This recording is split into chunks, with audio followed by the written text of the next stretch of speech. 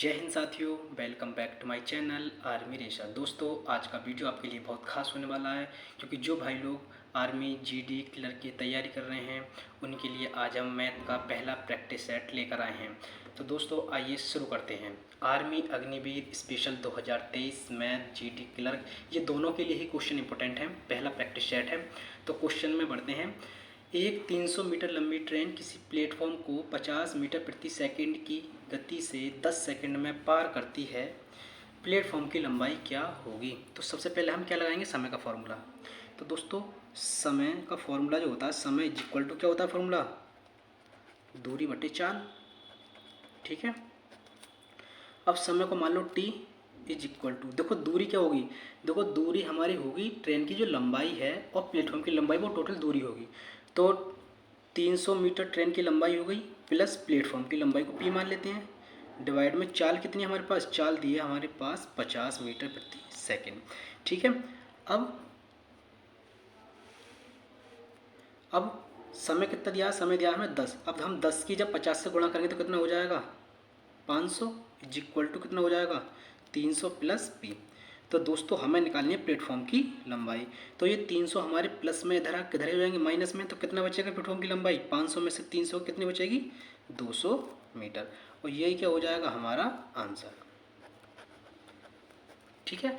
देखो समय बराबर दूरी बटे चाल। दूरी हमारी क्या होगी? जब भी प्लेटफॉर्म और ट्रेन की वाली बात आए तो ट्रेन की लंबाई और प्लेटफॉर्म की लंबाई को क्या करते हैं? ऐड करते हैं, टोटल दूरी निकालते हैं। ठीक है। तो आइए अगले क्वेश्चन की तरफ बढ़ते हैं। तो दोस्तों अगला क्वेश्चन है हमारा, हल करें। 275 भाग 11 का 10 कितना होगा? तो देखिए बहुत ही हल्का क्वेश्चन है। इस सवाल को कैसे करेंगे हम? देखो 275 को ऐसे ही लिख रहने देंगे, भाग क्या लगाएंगे? भाग 11 है तो भाग की जगह कहाँ आएगा? भाग में आ जाएगा, कितना आ जाएगा? 11। और जब भी का लिखा हुआ आए कहीं पर तो उसकी जगह क्या लगा दो? मल्टीप्लाई यानी गुणा का चिन्ह लगा देते हैं। और कितना है? 10। ठीक है। काटो 11 से, देखो 11 एकम 11, 11 दूनी 22, 11 पंजे 55, कितना आया? 25 मल्टीप्लाई 10, तो 25 ढाई कितना होता है? 250। और यही हमारा क्या हो जाएगा? आंसर। समझ आया? देखो 275 भाग 11 का 10, जहाँ पर ही कहीं का लिखा हुआ आ जाए उसे हम क्या लगाते हैं? मल्टीप्लाई का चिन्ह लगाते हैं। 275 के भाग में 11 और का के गुणा 10 और भाग करके कितना आएगा आपका? 250। ठीक है। अब बढ़ते हैं अगले क्वेश्चन की तरफ।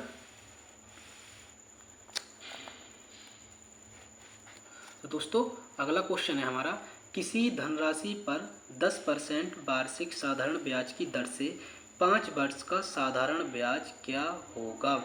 किस धनराशि पर? यानी हमें क्या निकालना है? हमें निकालना है मूलधन। क्या निकालना है हमें? मूलधन को मान लेते हैं हम पी।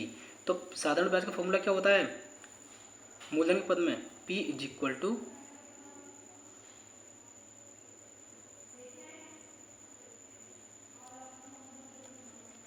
SI गुणा 100 बटे में R गुणा टी। ठीक है। तो P इज इक्वल टू, देखो ऐसा ही क्या है हमारे पास? सिंपल इंटरेस्ट यानी साधारण ब्याज। कितना है हमारे पास? 1000 गुणा 100 भाग, अच्छा R क्या? रेट कितना हमारे पास? 10% गुणा टाइम कितना हमारे पास? T 5 वर्ष। देखो कितना कटा? 10 ढाई 100 और 5 दूनी 10। अब 1000 की 2 से हम गुणा करेंगे तो कितना आ जाएगा हमारे पास? 2000 रुपये। यही क्या हो जाएगा हमारा आंसर। समझ आया? किस धनराशि पर? किस धनराशि पर यानी वो हमसे क्या पूछ रहा है? हमसे वो प्रिंसिपल यानी मूलधन पूछ रहा है। तो मूलधन का फॉर्मूला साधारण ब्याज पद में क्या होता है? P is equal to SI गुणा 100 और बटे में R गुणा टी। ठीक है। सॉल्यूशन करेंगे, क्या आएगा? निकला हमारे पास मूलधन 2000 रुपये। तो दोस्तों अगला क्वेश्चन है हमारा, फिर से हल करो। दोस्तों ऐसे क्वेश्चन पता है बहुत ही ज़्यादा पूछे जाते हैं आर्मी जीडी क्लर्क में, क्योंकि इसे देखकर बच्चा कंफ्यूज हो जाता है। तो देखिए अगला क्वेश्चन क्या है हमारे पास, वर्गमूल 0.09 भाग वर्गमूल 0.0004। अब इतना बड़ा संख्या को देखकर आपको घबराना नहीं है। क्या करना है? देखो स्क्वायर रूट ऐसे ही लगा रहने देना है। ठीक है। क्या लिखेंगे? देखो 0.09। देखो जब भी हम क्या हटाते हैं? दशमलव हटाते हैं, नीचे दशमलव के बाद जितनी भी संख्याएं होती हैं उतनी जीरो लगा लेते हैं। कितना आ जाएगा? 100।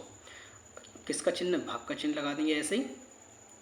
अब देखो 0.0004 पॉइंट हटाओ, पॉइंट के बाद क्या संख्या है, 1 2 3 4, तो नीचे कितने जीरो लगा लेंगे हम, 4 जीरो। बहुत ही अच्छे तरीके से हल्के से समझा रहा हूँ, ध्यान से समझो।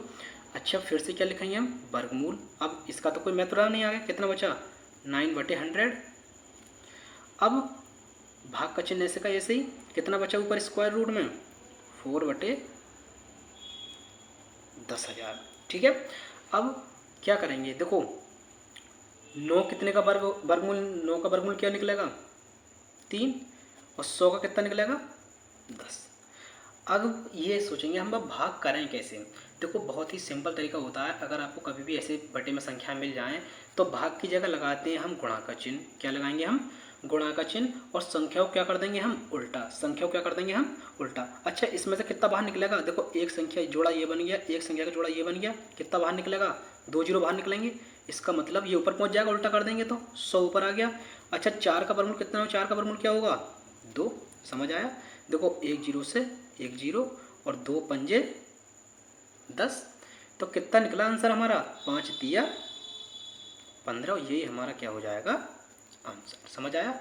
देखो स्क्वायर रूट ऐसे का ऐसे लगा रहना है, दशमलव हटाना, जीरो जितने हैं जीरो लगा देने हैं। उसके बाद बस थोड़ा दिक्कत यहाँ पर है, यहाँ थोड़ा ध्यान से समझना है।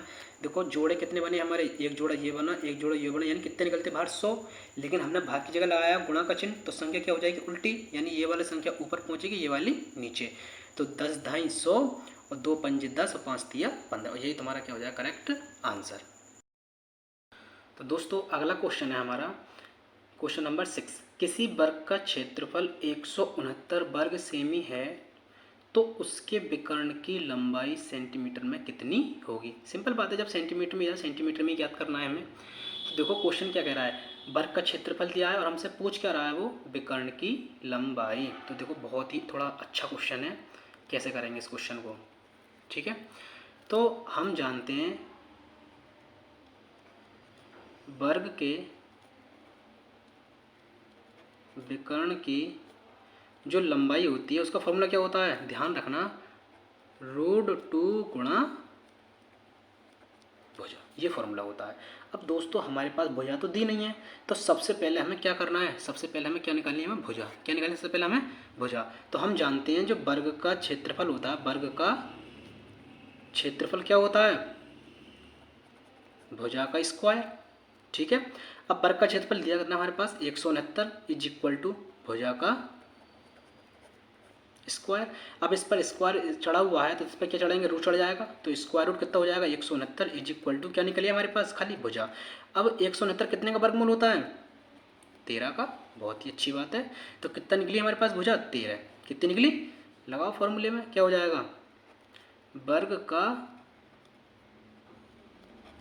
विकर्ण इज इक्वल टू क्या हो जाएगा, √2 गुणा 13, या सिंपल तरीके से क्या कह सकते हैं हम इसे, 13√2 सेंटीमीटर, और यही हमारा क्या हो जाएगा, आंसर। समझ आया।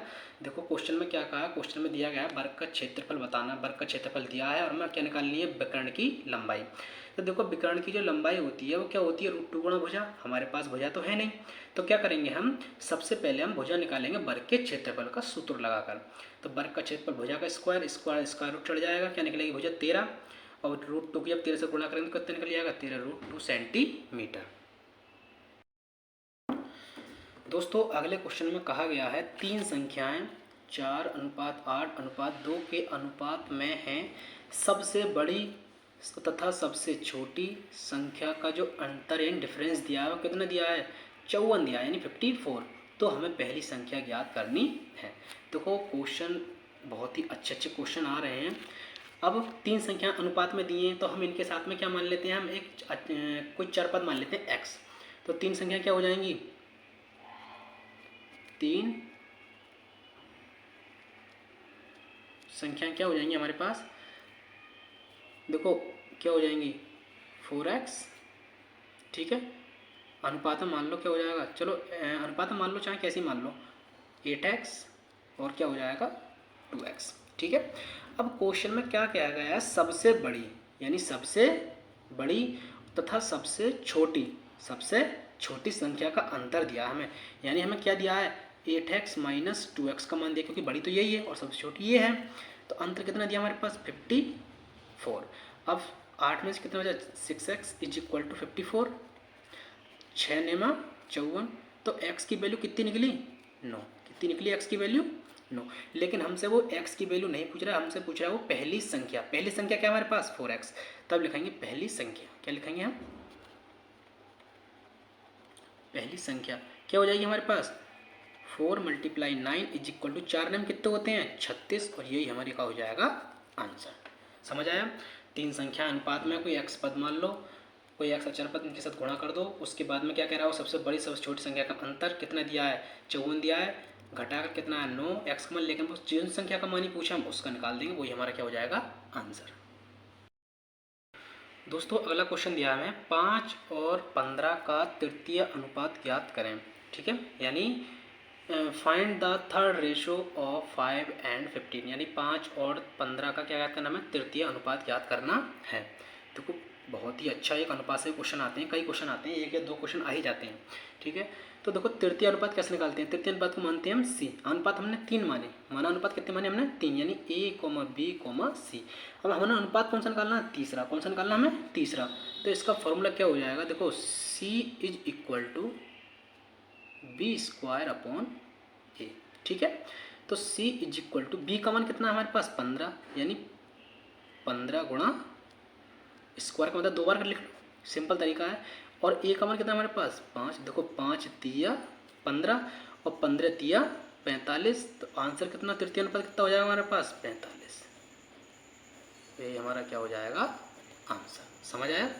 तो बहुत अच्छे क्वेश्चन है। आज का हमारा आखिरी सवाल यानी 10वां सवाल है कि एक व्यक्ति ने 20 रुपये में 20 वस्तुएं खरीदकर 1.75 प्रति वस्तु के भाव से बेच दी, उसका लाभ प्रतिशत ज्ञात कीजिए। अच्छा दोस्तों देखो, अगर आपको वीडियो अच्छी लग रही हो तो चैनल को लाइक करें, सब्सक्राइब करें, दोस्तों को शेयर करें और हमें ज़्यादा से ज़्यादा सपोर्ट करें, क्योंकि अभी इस समय मेरे पास अभी इतना बजट नहीं है कि मैं एक सिस्टम ले सकूं। तो आपको ज़्यादा से ज़्यादा मुझे सपोर्ट करना है और अपने दोस्तों से सपोर्ट करवाना है, सब्सक्राइब करवाना है, लाइक बढ़वानी है, शेयर कराना है, ताकि अगर आपको वीडियो अच्छी लग रही हो तो लाइक करें, नहीं तो कोई बात ही नहीं है। तो ठीक है, क्वेश्चन पर बढ़ते हैं।